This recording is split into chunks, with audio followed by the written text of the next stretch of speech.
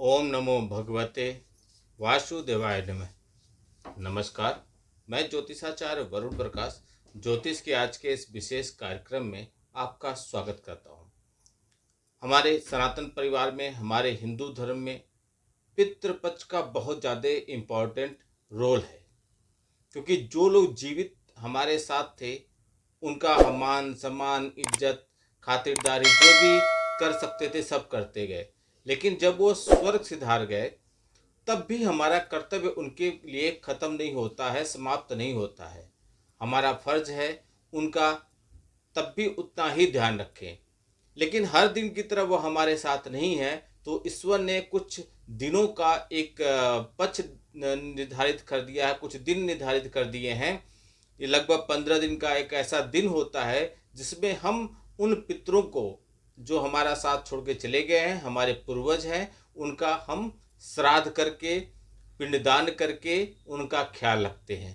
तो इस समय बहुत ऐसे काम होते हैं, जैसे कि ब्राह्मण को बुलाना, भोजन कराना, पिंडदान करना। तो बहुत ऐसे लोग हैं आधुनिक जीवन में चले आए, पूर्वज चले गए, जो उनको ज्ञान देते, बेसिक चीज़ों को बताते, वह चीज़ें उनके जानकारी में नहीं है, जैसे पाते हैं वैसे कर देते हैं।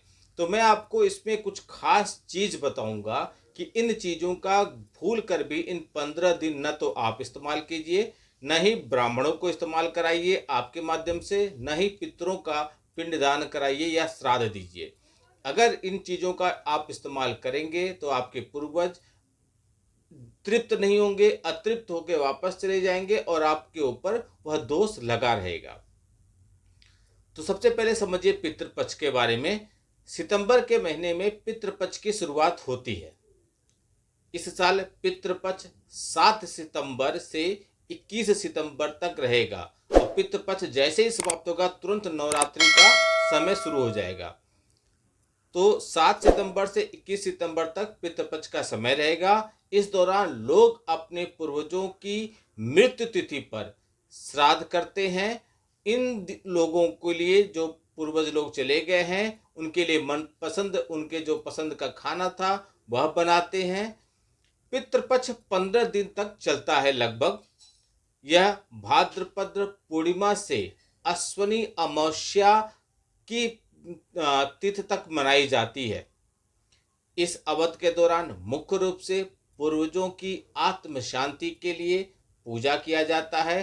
पितृपक्ष में पिंडदान करना, तर्पण करना, पूजा पाठ करना, धूप दान और दान दक्षिणा, ये सब करना काफी ही शुभ माना जाता है। पूर्वजों की मृत्यु तिथि पर श्राद्ध कर्म के साथ ब्राह्मण भोजन कराना बहुत ही शुभ माना जाता है।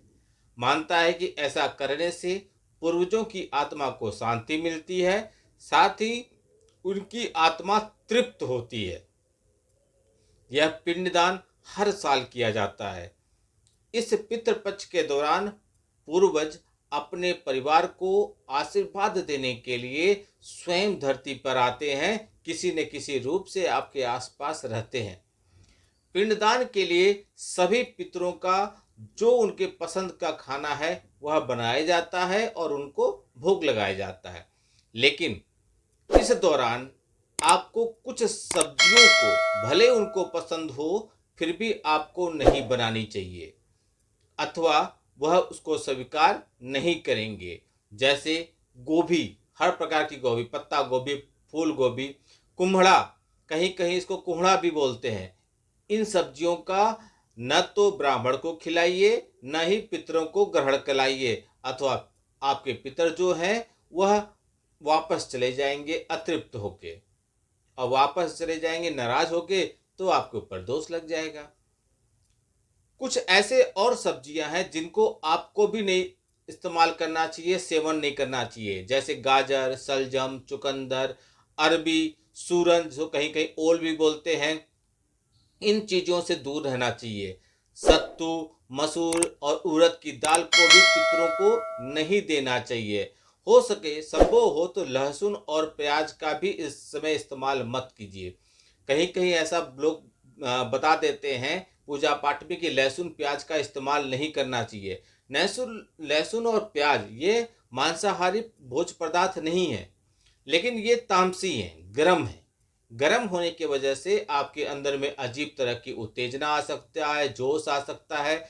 आप अपने जो सात्विक मार्ग है वहाँ से भटक सकते हैं।